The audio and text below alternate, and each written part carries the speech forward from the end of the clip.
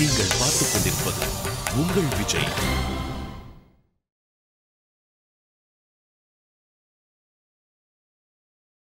இப்ப ரெண்டாவது வரம் கேட்கிறான். ஸ்வர்கே லோகே ந பயம் கிஞ்சின் நாஸ்தி ந தத்ரத்வம் ந ஜரயா பிபேதி உபே தீர்த்வா அசனயா பிபாசே சோகாதிகா மோதத்தே ஸ்வர்கலோகே. இந்த பிள்ளை பெரிய உபன்யாசகம் போல் இருக்கும். ஏன்னா அவன் அடுத்த வரத்தை கேட்காமல் பீட்டிக்க வைக்கிறான். இப்போ அவதாரிக்க வச்சு தான் என்ன கேட்க போகிறோங்கிறதுக்கு முதல்ல உருவாக்கணும் இல்லையோ. உபன்யாசத்தில் முக்கியமான வேலை விஷயத்தை நேர சொல்லிடக்கூடாது. அதுதான் ரொம்ப முக்கியம். ஏன்னா இப்போ நான் முதல்ல 4 நிமிஷம் கதை சொன்னேன் பாருங்க, அந்த கதையோட முடிஞ்சு படுத்துன்னு சொன்னால் என்ன ஆகும்? அப்புறம் ஏற்பாடு பண்ணவா பாடு என்ன, அவள் பாட்டுக்கு 2 மணி நேரம் ஒரு நாள்னு போட்டிருக்கா, 4 நாள் போட்டிருக்கா, என்ன கேட்பேள் மேலே அந்த மாதிரி சொன்னால் புரியவும் புரியாது. உள்ள விஷயம் அவ்வளவுதான். ஆனால் அது மனசில் நிற்கணும்னு சொன்னால் அதை மெதுவாக பண்ணி பெருமாளுக்கு திரை சேர்த்துருக்கு. அவருக்கு உள்ளெல்லாம் ஆரத்தி எல்லாம் தயார் பண்ணிக்கணும். புஷ்ப மாலையெல்லாம் சாத்தியாச்சு, பிரசாதம்லாம் வந்தாச்சு, மணிகார சுவாமி வந்துட்டார், அர்ச்சக சுவாமி எல்லாம் இருக்கார். ஜனங்கள்லாம் ஒரு ஹான்னு சத்தம் போடுறதுக்கு தயாராக இருக்கும். ஷடாரும் திறந்து ஹாரத்தி காமிச்சா தான் சரியாக இருக்கும். ஒன்றுமே இல்லாத ஒரே நிமிஷத்தில் முடிச்சிட்டோன்னா சரி ஏதோ நமக்கு தெரிஞ்ச பெருமாள் தாண்டு போடுவான். அப்படி இருக்கக்கூடாது இல்லையோ. எதுவாக இருந்தாலும் உயர்த்தி பேசணும். அதை போல் இந்த பிள்ளை யமனை பார்த்து சொல்கிறான், நான் சொர்க்கலோகத்தை கண்டு ரொம்ப பிரியப்படுறேன். ஏன்னால் அங்கே உன்னுடைய ஆதிக்கம் கிடையாதாமே. இங்கே சொர்க்கம்னு அவன் சொல்கிறது நாம் நினைக்கிற இந்திரன் ஆளக்கூடிய 3வது உலகமான சொர்க்கம் அல்ல. அந்த பிள்ளை அதை பற்றி பேசலை. என்னால் அவன் அதுக்கு மேலே அந்த சொர்க்கலோகத்தை பற்றி என்ன விளக்கியிருக்கானோ அது இப்போ நாம் பார்க்குற இந்த சொர்க்கத்தில் கிடையாது. 3வது லோகம்ங்கிற சொர்க்கத்தில் அது இல்லை. இந்த சொர்க்க சப்தத்துக்கு மோக்ஷம்னு அர்த்தம். அவன் பரமோதமான ஸ்ரீவைகுண்டத்தை தான் சொல்லுகிறான். ஏன் பாருங்க, ஸ்வர்கே லோகே ந பயம் கிஞ்சி நாஸ்தி ந தத்ரத்வம் ந ஜரயா பிபேதி. சொர்க்கலோகத்துக்கு போனால் உன்னாதிக்கம் இல்லை, ஒரு துளியும் துக்கமே கிடையாது, பயமே கிடையாதுன்னு சொன்னால் சொர்க்கலோகத்துக்கு போனால் கண்டிப்பாக பயம் உண்டு. க்ஷீணே புண்ணியம் மர்த்தியலோகம் விசந்தின்னு சாஸ்திர வாக்கியம். சொர்க்கத்துக்கு போனாலும் பண்ணிருக்கிற புண்ணியம் முடிஞ்சு படுத்துனா தலைகுப்புற தள்ளி விட்டுடுவா. அந்த பயம் இருந்துகிட்டே இருக்கும். சொர்க்கம் நித்தியமான மண்டலம் அல்ல. அதிலும் பண்ணிருக்கிற புண்ணியம் தொலைஞ்சு படுத்துனா திரும்பி வர வேண்டியதான். அப்போ பயமே இல்லாத லோகம்னால் அது பாப புண்ணியங்களை தொலைச்சிட்டு கர்மமே இல்லாமல் மோட்சமடைகிறோமோ இல்லையோ, அந்த லோகம்தான். அப்போ வைகுந்த பதவி பரமபத பிராப்தி தான் துளியும் பயமற்றிருக்குமே தவிர மற்ற எந்த லோகத்துக்கு போனாலும் முடிஞ்சு போயிடுமேங்கிற பயம் இருக்கத்தான் செய்யும். ஸ்வர்கே லோகே ந பயம், சாமியாபத்தி மோட்சம் கிடச்சுடுறது. அதனால பயமில்லாத லோகம். கர்மங்கள் தொலைஞ்சாத்தான் பயமே இல்லாத போகும். கர்மம் ஒட்டின்னு இருக்கிற வரைக்கும் ஏதாவது ரூபத்தில் பயம் வரலாம், இல்லை வெறுப்பு வரலாம். ராகத்வேஷம்னு சொல்கிறோம் பாருங்க, விருப்பு வெறுப்பு இதெல்லாம் கர்மங்கள் தூண்டி விடுறது. ஒருத்தரை பார்த்தா பிடிக்கிறது, ஒருத்தரை பார்த்தா பிடிக்கல, ஒருத்தரை பார்த்தா பயம் வருது, ஒருத்தரை பார்த்தா பிரியமாக இருக்குது. இதெல்லாம் நமக்குள்ளே இருக்கிற அனாதிகால கர்ம வாசனா ருச்சி. இது சொர்க்கத்துக்கு போனாலும் நிச்சயமாக போயிடாது. திரும்ப சொர்க்கத்துலேருந்து வருவோம், இதே மர்த்தியலோகத்தில் தான் பிறந்து திரும்ப இதே பாப புண்ணியங்களை சம்பாதிப்போம். அதனால் இந்த பிள்ளை அந்த லோகத்தை பற்றி கேட்கவே இல்லை.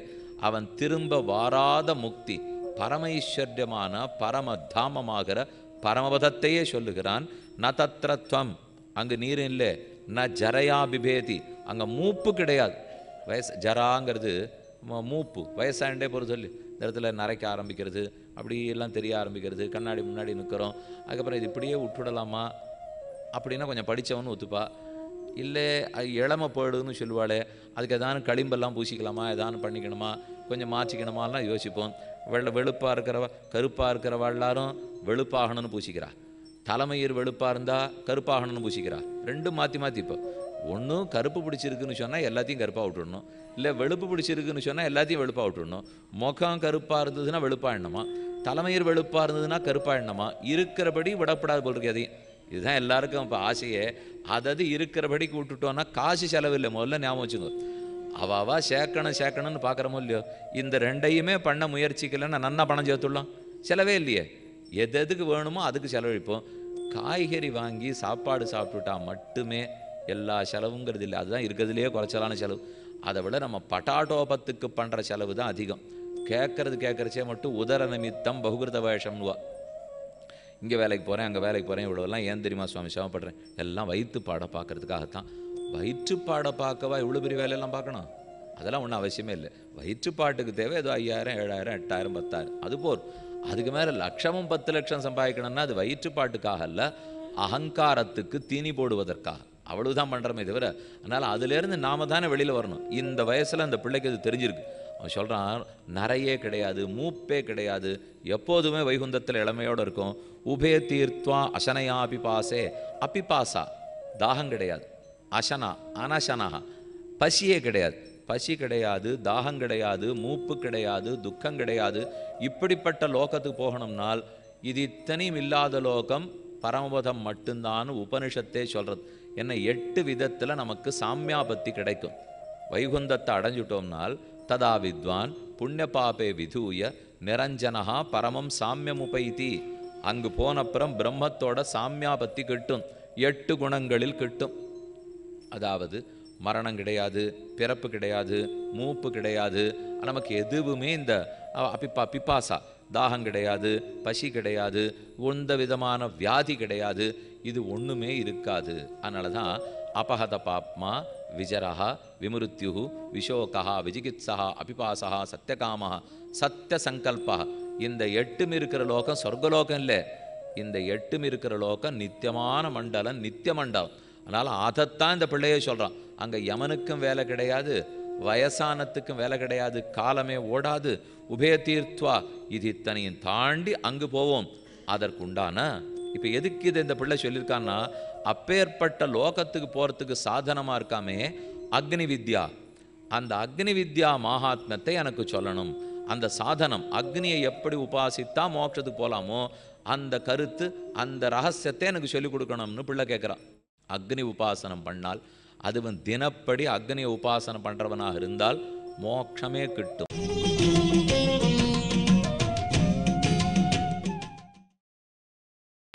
நீங்கள் பார்த்துக் கொண்டிருப்பது உங்கள் விஜய். அக்னி உபாசனம் பண்ணால், அதுவன் தினப்படி அக்னியை உபாசனம் பண்ணுறவனாக இருந்தால் மோட்சமே கிட்டும். எங்கே பார்த்து தெரிஞ்சுக்கலாம்னால், ராமாயணத்தில் ரொம்ப எளிமையான கதை. ஜட்டாயு மகாராஜருக்கு மோட்சம் கொடுத்துட்டுருக்கார் ராமன். இதோ நான் சொல்கிறேன், நீர் புறப்பட்டு போம். எந்த லோகத்துக்கு போவீருங்கிறது ராமாயணத்திலே சொல்லப்பட்டிருக்கு. யாகதிர் யஜ்ஞசீலானாம் ஆகிதாக்னேஷ யாகதி மயாத்வம் சமனுஜாதா கச்ச லோகான் அனுத்தமான். அந்த உயர்ந்த லோகத்தை நீர் போய் கிட்டுவீர். எப்பேற்பட்ட லோகம்? ஆகிதாக்னேஷ யாகதிஹி யாகதிர் யஜ்ஞசீலானாம். அதற்குரிய யஜ்ஞங்கள், அதாவது நமஸ்காரம், தபஸு, சரணாகதி, நியாசம்.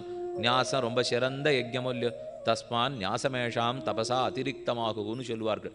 பல பல பல தபஸுகளில் 12வது உயர்ந்த தபஸ் நியாசம். நம்முடைய ரக்ஷாபரத்தை பகவானதுன்னு ஏற்றுக்கொள்ளுதல். அப்போ அந்த சிறந்த நியாசத்தை பண்ணவர்களுக்கு எந்த கதி கிட்டுமோ, ஜட்டாயுவே பறவையரசரே உமக்கு அந்த லோகம் கிட்டட்டும். யாகதிர் யஜ்ஞசீலானாம் ஆகிதாக்னேஷ யாகதிஹி. யாரெல்லாம் இந்த அக்னியை வைத்து கொண்டு உபாசனம் பண்ணுறாளோ ஆகிதாக்னி. ஆகிதாக்னிங்கிறவா கல்யாணம் ஆகிறது பாருங்க, கிரகஸ்தாசிரமத்தை எடுத்துக்கிறாரோ இல்லையோ, அன்னைக்கு அந்த அக்னியிலேருந்து அக்னி ஆராதிக்க ஆரம்பிக்கணும். அப்புறம் எங்கே போனாலும் அக்னி எழுந்துருளை பண்ணிட்டே தான் போகணும். கல்யாண மண்டபத்திலேருந்து கிராமத்துக்கு போவாளோ இல்லையோ, அப்பவும் கூட அக்னி எழுந்துருளை பண்ணிட்டு போகணும். அது எக்காரணம் கொண்டு அணைஞ்சுடவே கூடாது. அதை பார்த்து பார்த்தே அதான் ஆகிதாக்னிகள். அவர்கள்லாம் ரொம்ப சிறந்தவா. நித்திய அக்னிஹோத்திரின்னு சொல்லலையா, நித்தியமே அக்னிஹோத்திரம் என்று இருக்கிறவா இருக்கா. அப்படி இருக்கிறவர்கள்லாம் அக்னியை உபாசனம் பண்ணி எந்த மோட்சத்துக்கு போகிறாளோ அந்த இடத்துக்கு ஜட்டாயுவே நீர் போம். இதான் ராமன் மோட்சம் கொடுக்குறார். யாகதிர் யஜ்ஞசீலானாம் ஆகிதாக்னேஷ்ச யாகதிஹி. அந்த அக்னி உபாசனை எப்படின்னு எனக்கு சொல்லிக் கொடுக்கணும். அதான் இந்த பிள்ளை இப்போ 2வது வரம் கேட்கிறான். மேலே ச துவம் அக்னிம் ஸ்வர்கியம் அத்தியேஷி மிருத்யோ பிரப்ரூஹி தகும் ஸ்ரத்ததானாய மஹ்யம் ஸ்வர்கலோகா அமிர்தத்வம் பஜந்தே ஏதத்விதீயேன விருணே வரேன. இதைத்தான் நான் 2வது வரமாக கேட்டேன். இப்போது அக்னி உபாசனத்தை ஒம்மத்தவர் 6 சொல்லிக் கொடுப்பார்கள். யமதர்மராஜனே, நீர் தான் எனக்கு சொல்லித்தரணும். பிரதே பிரவீமி ததுமே நிபோத ஸ்வர்கியம் அக்னிம் நச்சிகேத பிரஜானன் அனந்த லோகாப்தி மதோ பிரதிஷ்டாம் வித்தி துவமேதம் நிகிதம் குஹாயாம் மிருத்யுராக. இது மிருத்யு யமதர்மராஜன் சொன்ன பதில். நல்ல கேள்வியாக இருக்கே. இதனால் பல பேருக்கு பிரயோஜனம் இருக்கும் போல் இருக்கே.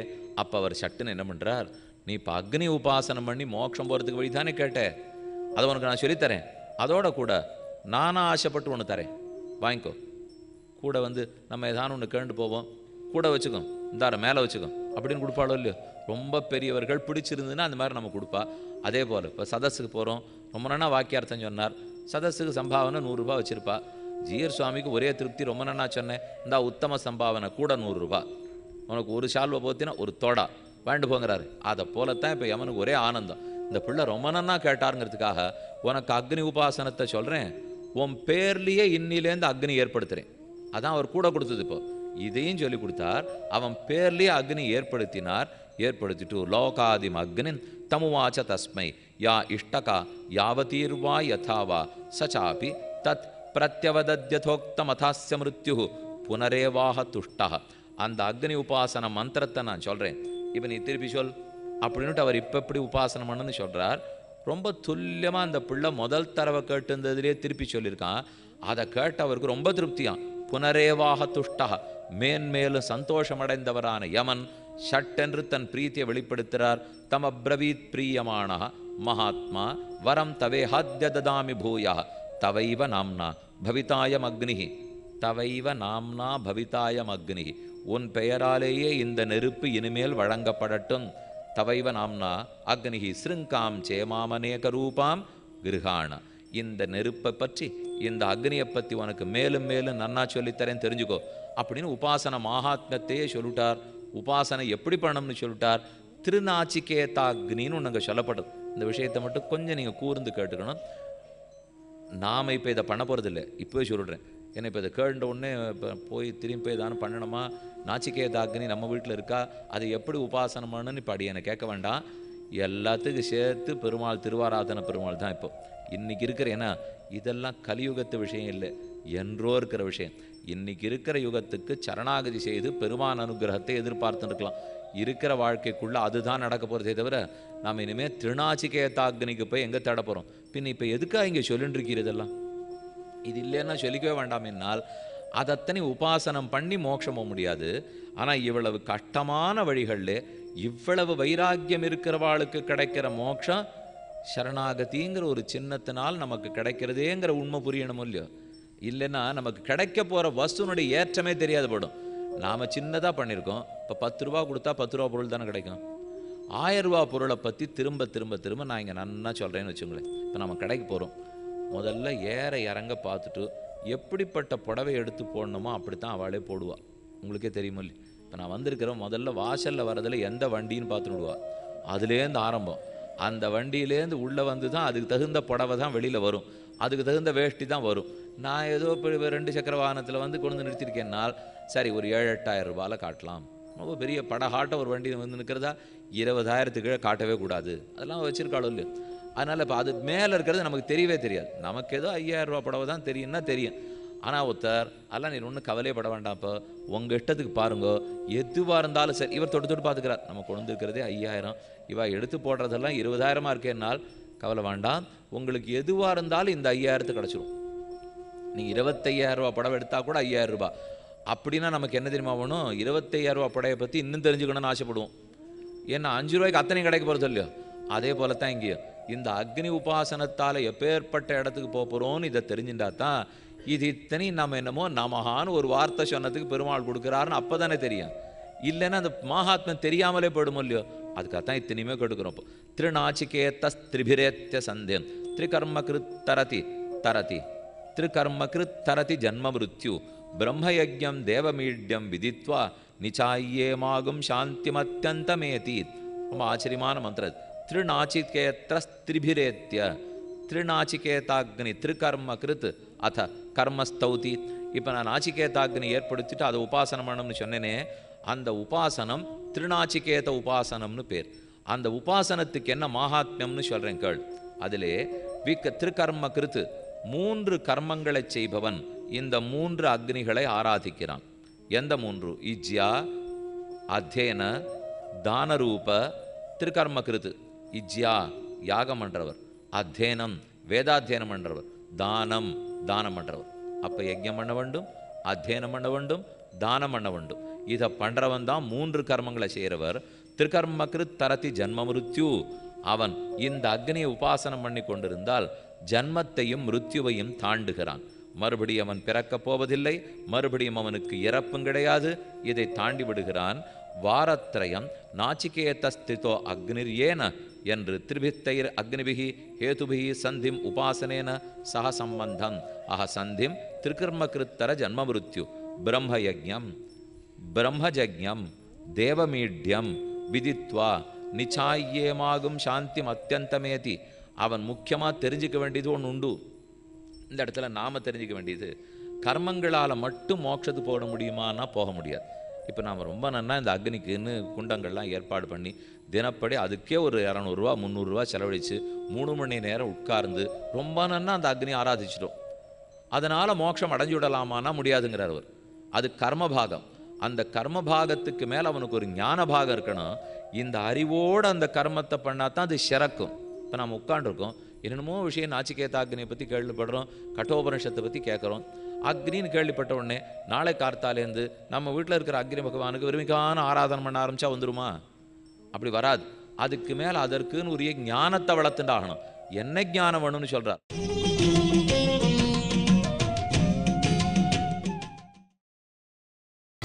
நீங்கள் பார்த்துக் கொண்டிருப்பது உங்கள் விஜய்.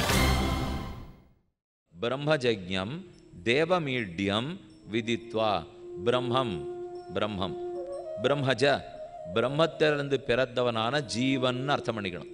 பிரம்மஜ ஞம் ஞானியான ஜீவன். அப்போ எத்தனை அர்த்தத்தை ஒரு வார்த்தையில் சொல்லி பாருங்க. பிரம்மஜக்ஞம் பிரம்ம பிரம்மம் பகவான், பிரம்மஜ பிரம்மத்திடத்திலிருந்து பிறந்திருக்காரோ இல்லையோ, அதனால பிரம்மஜ ஞம் ஞானமுடையவராக இருக்காரோ இல்லையோ. ஏன்னா பிரம்மத்திடத்திலிருந்து அச்சேதனம் கூட தான் தோன்றும், அதுக்கு ஞானம் கிடையாது. ஆனால் பிரம்மத்திடத்திலிருந்து தோன்றினவனா ஞானமுடையவராக இருக்கிறவர் ஜீவாத்மா. அதனால தான் இங்கே ஜீவன் சொல்ல வரார். பிரம்மஜக்ஞம் தேவமீட்யம் பரமாத்மானம். அப்போ பரமாத்மாவையும் ஜீவாத்மாவையும் வேறுபடுத்தி தெரிந்து கொள்ள வேண்டும். ஜீவாத்மா சேஷபூதன், பரமாத்மா சுவாமி, இப்படிங்கிறத நன்னா தெரிஞ்சுக்கணும். சுவாமி பரமாத்மா, சேஷன் ஜீவாத்மா. அவன் அனைத்தையும் உடையவர், நாம் அவனுக்கு உடமை. கைங்கரியம் பண்ண வேண்டியவா நாம, பிறந்திருக்கிறவா நாம. இனிமே பிறக்காரத்துக்கு முயற்சி எடுத்து சரணாகதி அனுஷ்டித்து அவன் அனுகிரகத்தால் மோட்சத்து போகணும். இந்த அறிவெல்லாம் யாருக்கு வந்துடுறதோ, யார் பரமாத்மா ஜீவாத்மாவை பற்றி தெரிஞ்சுக்கிறானோ, விதித்வா நிச்சாயேமாம் சாந்தி அத்தியந்தமேதி, அவன்தான் சாந்தி அடைகிறான். இந்த 3 அக்னிகளை உபாசனம் பண்ணவன் ஆக்குறான். திருநாச்சிகேதஸ்திரயமேதத் விதித்வா ய ஏவம் வித்வான் கிம் சனுதே சாச்சிகேதம் சமிருத்யுபாஷான் புரதः பிரணோத்ய சோகாதிகா மோதத்தே ஸ்வர்கலோகே. இந்த 3 நாச்சிகேதாக்னிகளை யார் ஆராதிக்கிறானோ அவன் சொர்க்கத்தை அடைகிறான். இங்கே சொர்க்கம்னா மறுபடியும் மோட்சம்னு அர்த்தம். பரமோதத்தை தான் திருப்பி திருப்பி சொல்கிறார். அவன் பரமோதத்தை அடைகிறான், அவனுக்கு மிருத்யு பாசம் பற்றாதுங்கிறார். மிருத்யு பாசம்ங்கிறது ராகத்வேஷம் மிருத்யு பாசம். ரொம்ப நாளாக நாம் வச்சுருக்கிற கர்மங்களே மிருத்யு பாசம்தான். அதெல்லாம் இனிமேல் அவனை தீண்டாது. ராகம் துவேஷம்னா விருப்பு வெறுப்பு. அது ஒரு சில பேரை பார்த்தா நமக்கு ஒரே வெறுப்பாக இருக்குது, சில பேரை பார்த்தா விருப்பமாக இருக்குது. அதுக்குன்னு வெறுக்கிறவாள்லாம் நம்ம குடும்பத்தெல்லாம் கெடுத்துட்டாள்னு ஒன்றும் இல்லை. நம்ம யாரை விருப்பமாக பார்க்குறோமோ அவள்லாம் ஓஹோ நமக்கு நல்லது பண்ணிட்டாள்னு இல்லை. ஆனால் ஏனோ சில பேரை பார்த்தா வெறுப்பாக இருக்குது, சில பேரை பார்த்தா விருப்பமாக இருக்குது. அது ஒன்றும் பெரிய காரணம்லாம் இருக்கவே இருக்காது. நீங்களே கேட்டு பாருங்களேன். என்னமோ அவரை கண்டா அவன் பிடிக்கல, எதனால என்னால் அதான் சுவாமி எனக்கும் தெரியலேன்னு விடுவான். எனக்கும் தெரியல ஏன் பிடிக்கலன்ட்டு, ஆனால் பிடிக்கலேன்னு தெரியறது இல்லையோ. இது மிருத்யு பாசம். இந்த மிருத்யு பாசத்திலிருந்து அவன் தாண்டி விடுகிறான். ஏஷ தே அக்னிர் நச்சிகேதா ஸ்வர்க்யோ யமவ்ரணீதா த்விதீயேன வரேண ஏதமக்னிம் தவைவ பிரவக்ஷந்தி ஜனாஸ்திருத்தீயம் ஜனாசஹ திருத்தீயம் வரம் நச்சிகேதோ விரணீஸ்வ. இனிமேல் இந்த அக்னி வித்யா அக்னி உபாசனத்தை மக்களெல்லாம் நாச்சிகேதாக்னி உபாசனம்னே சொல்லுவார்கள். உன் பேர் ஊர் முழுக்க இனிமேல் பிரபலம் ஆயிடும். உபாசகர்கள்லாம் உன் பேரை சொல்லுவா. கவலைப்படாத பிள்ளாய், 3வது வரத்தை கேளுன்னார் அவர். இப்போ அவன் தயாராகிட்டான். 2 வரம் சுலபமாக கேட்டுனுட்டான், வாங்கினுட்டான். இப்போ 3வது வரத்தை கேட்க போகிறான். ஏயம் பிரேதே விசிகித்சா மனுஷ்யே அஸ்தித்யேகே நாயமஸ்தீதி சைகே ஏதத் வித்யாம் அனுசிஷ்டஸ்தயாகம் வராணாமேஷ வரஸ்திருத்தீயா. 3 வரங்களில் சிறந்த வரத்தை இப்போ தான் கேட்க போகிறேன். நான் யமன் ஏதோ நினச்சிருக்காரு, சரி சின்ன பிள்ளை என்ன கேட்டுவிட போகிறான், கேட்கறத கொடுத்துருவோம் அப்படின்னு அவர் நினச்சிருக்கார். ஆனால் இவன் வெறும் கேள்வி கேட்டு விட்டுட்டான். இந்த வரம்னா எந்த பொருளையும் அவன் கேட்கல, இது வேணும் அது வேணும்னு கேட்கல. எனக்கு இது ஒரு சந்தேகமாக இருக்குது, இந்த சந்தேகத்தை போக்கி கொடும். சந்தேகத்தை போக்குறதுக்கு இங்கேருந்து யமனிடத்துல போனோமா சுவாமி, நாம் ஏதான்னு பார்த்துன்னு இருக்கக்கூடாதா? அங்கே போனால் என்ன கேட்கணுமோ அதை வாழ்ந்து வர்றதை விட்டுட்டு இந்த பிள்ளை என்னமோ சந்தேகம் தீர்த்து வைங்கிறான்னால் அடுத்த மந்திரத்தை பார்த்தீங்கன்னா நீங்கள் தெரிஞ்சு விடலாம். உலகத்திலேயே ரொம்ப கொடுமை சந்தேகம். அந்த சந்தேகத்தை தீர்க்க வல்லவர்கள் தான் ரொம்ப சிறப்பானவர்கள் விட்டார். நமக்கு இருக்கிறதுலேயே ஆபத்து சந்தேகம்தான். பணம் இல்லாமல் ஆபத்து, வேலை இல்லாட்ட ஆபத்து, வீடு இல்லாட்ட ஆபத்துன்னு நினைக்கிறோம். பிரம்ம விஷயமான ஞானம் ஒழுங்கா இல்லாட்டா அதுதான் மிகப்பெரிய ஆபத்து. அந்த சந்தேகத்தை யார் போக்குறாளோ அவன் சிறந்தவன். இதே விஷயத்தை கண்ணனிடத்தில் அர்ஜுனன் கேட்டிருக்கான். எனக்கு இது சந்தேகமாக இருக்குது போக்குன்னுவர். கண்டிப்பாக உனக்கு பதில் வேணுமா அர்ஜுனான்வர். உன்னை தவிர இந்த சந்தேகத்தை போக்குறதுக்கு எனக்கு ஆளே தெரியல கண்ணா, நீ தான் போக்கி வைக்க வேண்டும். உன்னை விட்டுட்டா இதை யார் எனக்கு வெட்டி கொடுப்பார்கள்? சந்தேகங்கிறது கப்பும் களையுமா ஒரு தீய மரத்தை போல பரவிடும். சில சமயம் இந்த மாதிரி ஒரு செடி பரவிடுத்துன்னா அதை மாற்றவே முடியாது பாருங்க. அது அப்புறம் வெட்டுறதுக்கே வழி தெரியாது. பெரிய கோடாரி கொண்டா கூட வெட்ட முடியாது. அதே போலத்தான் நல்ல உபதேசங்கள்லாம் கோடாலி ஆட்டம். அதை வச்சு வெட்டினா தான் நம்முடைய சந்தேகங்கள்லாம் போகும். அதனால தான் இவர் கேட்குறாரு, எனக்கு ஒரு சந்தேகம். ஏஎம் யாரோ ஒருத்தர், இந்த பிள்ளை கேட்குறது அப்படியே சொல்கிறேன், இப்போ நல்லா மனசில் வாங்கிக்கோங்க. ஏஎம் பிரேத்தே, யார் ஒருத்தர் மரணம் அடைஞ்சு விட்டாரோ. ஏஎம் பிரேத்தே விசிகித்சா மனுஷே, அந்த போனவனை பற்றி மனுஷர்களுக்கு நடுவில் பெரிய சந்தேகம் இருக்கே. விசிகித்சா, விசிகித்சா தெரிஞ்சுக்கணுங்கிற ஆவல். ஒருத்தனுக்கு மரணம் சம்பவிச்சு கொடுத்து இனிமே அவனுக்கு என்ன நடக்க போகிறதுன்னு தெரிஞ்சுக்கணும்னு எத்தனை ஆசை எல்லாருக்கும். விசிகித்சா மனுஷே. அப்போ அவள் என்ன சொல்கிறாளாம், கோட்டி 2-3 பிரிஞ்சு போச்சு. இப்போ இப்படி இருக்கிறவா இப்படி சொல்கிறா, அங்கே இருக்கிறவா அப்படி சொல்கிறா, அங்கே இருக்கிறவா அப்படி சொல்கிறா. யமனே, எனக்கு இது யார் சொல்கிறதில்ல சரின்னு எனக்கு சந்தேகமாக இருக்குது. இப்போ ஏஎம் பிரேத்தே விசிகித்சா மனுஷே அஸ்தித்யேகே. ஏகே ஒரு கோட்டி சொல்கிறது அஸ்தி இருக்குன்னு சொல்கிறா. நாயமஸ்தீதி சைக்கே அயம் நாஸ்தி இல்லை அப்படி இன்னொரு கோட்டி சொல்கிறா. இருக்குன்னு சொல்கிறா இல்லைன்னு சொல்கிறான்னுட்டான். ஏஎம் பிரேத்தே விசிகித்சா மனுஷே அஸ்தித்யேகே நாயமஸ்தீதி சைக்கே ஏதத் வித்யாம் அனுசிஷ்டஸ்துவயாஹம் வராணா மேஷ. இந்த வித்தைக்கடி எனக்கு பதில் வேணும். இதுக்குரிய பதில் சந்தேகத்தை நீர் தான் போக்கணும்.